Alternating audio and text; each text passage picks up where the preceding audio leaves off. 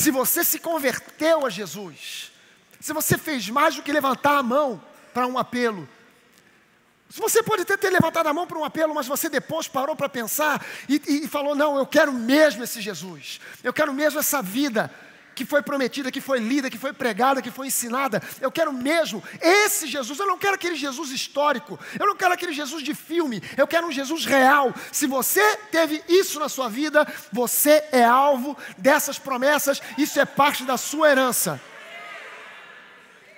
Nós estamos vivendo no momento Kairos, do favor de Deus. Mas você não vai poder nunca desfrutar desse momento se você ficar vivendo no futuro, ansioso, preocupado com o dia de amanhã. Você também não vai conseguir viver esse tempo se você ficar amarrado no passado, pensando no que fez ou deixou de fazer. Você precisa estar no presente.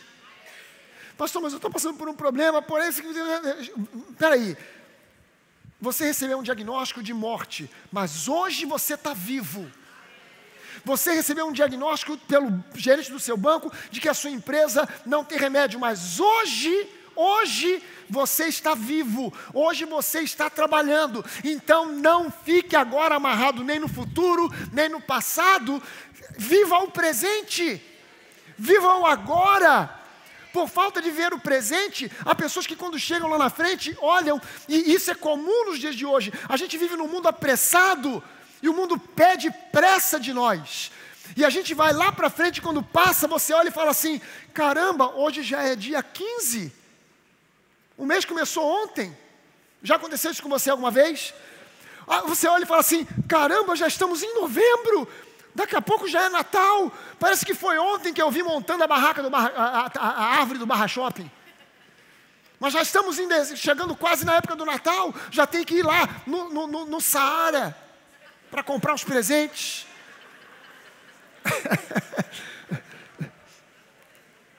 E já tem que correr para um lugar barato. Já tem que distribuir os papeizinhos do amigo oculto. Mas parece que foi ontem. Por que isso acontece? Porque a gente está vivendo na pilha, na pressa, na correria, vivendo no futuro. E quando para pensar, não pensa no presente, pensa no passado. Ah, mas eu fiz e aconteceu, e lá atrás eu devia ter feito ou não devia ter feito.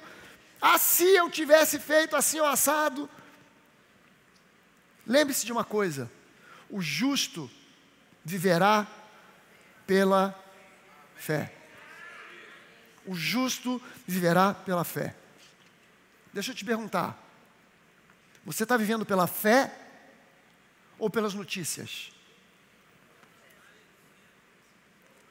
Você está vivendo pela fé ou você está crendo nos militantes da política? Muitos deles até mesmo usando uma roupagem religiosa. Você acredita mais neles ou na palavra do teu Deus?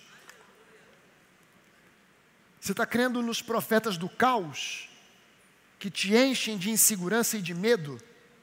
Ou na voz do Espírito Santo que te guia e te acalma? O justo viverá pela fé. O justo viverá pela fé. Marcos 11, de 22 a 24, Jesus está conversando com os discípulos que pediram a Jesus uma lição, um ensinamento sobre oração. E interessante que Jesus faz um ensino sobre confissão de fé, não sobre oração. Ele até fala sobre oração depois, mas ele começa ensinando sobre confissão de fé. Eles tinham passado na frente de uma figueira no dia anterior, a figueira não tinha fruto, e Jesus parou e conversou com a figueira. Ninguém nunca mais comerá fruto de ti. E foi embora. No dia seguinte, quando eles passaram, ela tinha secado desde a raiz. Os discípulos pararam e pediram, Jesus, nos ensina sobre oração, porque a tua vida de oração é diferente. Você ora e as coisas acontecem. Nós, como judeus, oramos no mínimo 3 vezes por dia, mas são orações burocráticas. São orações já feitas e montadas. São orações que fluem da mente e não do coração. Mas você, quando ora, as coisas são diferentes, você ora com intimidade. Você ora de um jeito livre. E quando você ora, as coisas acontecem. Nos ensina sobre oração. E Jesus começa no versículo 22 a ensinar e dizer assim: ao que Jesus lhes disse, tenham fé em Deus. Se você pegar esse trecho, essa frase, tenham fé em Deus, e ver as possibilidades de tradução, isso aqui também poderia ser traduzido: tenham o mesmo tipo de fé que Deus tem. Tenham a mesma qualidade de fé que Deus possui. Porque em verdade eu lhes digo, se alguém disser a este monte, levante-se e jogue-se no mar, e não duvidar no seu coração, mas crer que se fará o que diz, assim será com ele. Tenham a mesma qualidade, o mesmo tipo de fé que Deus possui. Jesus aqui estava levando a mente dos discípulos, a memória afetiva dos discípulos, a Gênesis capítulo 1. E Deus disse: haja luz, e houve luz.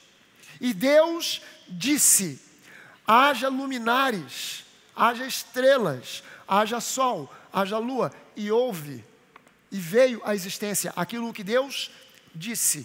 E Deus disse: façamos o homem à nossa imagem e semelhança. Jesus estava remetendo os discípulos a Gênesis capítulo 1. Porque se vocês disserem como eu disse, eu não orei, eu não parei em frente à figueira e orei: ó Pai, essa figueira não tem frutos. Você acha que Jesus mandou a figueira secar porque ele estava com raiva da figueira? Não, Jesus, ele queria dar uma lição aos discípulos, um ensinamento aos discípulos. Porque se vocês disserem ao monte, se vocês imitarem Deus, se vocês tiverem o mesmo tipo de fé que Deus tem, como é que a fé de Deus opera? Deus opera através daquilo que Ele diz, da sua palavra. Se vocês tiverem uma fé que se assemelhe, que imite a fé de Deus, vocês vão dizer ao monte: ergue-te, lança-te no mar. E se você não duvidar no seu coração, aquilo que você tiver dito é o que você vai receber.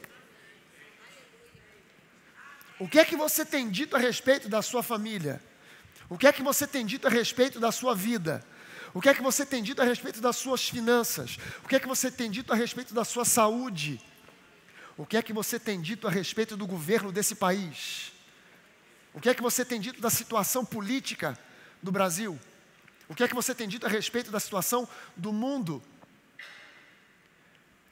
O que é que você está falando? O que é que está saindo da sua boca?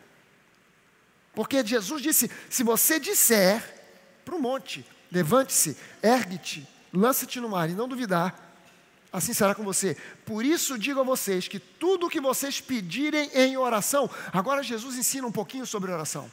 Por isso eu digo a vocês que tudo que vocês pedirem em oração, creiam que já o receberam. Creiam que já o receberam, e assim será com vocês. Meu irmão, ouça bem isso aqui. A fé atua sempre no presente. A fé atua sempre no presente. Os resultados virão no futuro, que pode ser o futuro imediato, pode ser a médio prazo, pode ser um futuro de longo prazo.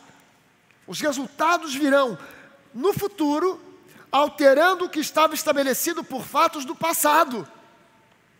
Então eu não posso ficar preocupado com o futuro, nem ficar amarrado ao passado, porque não importa o que aconteceu no passado, a fé pode alterar aquilo que o passado estava determinando.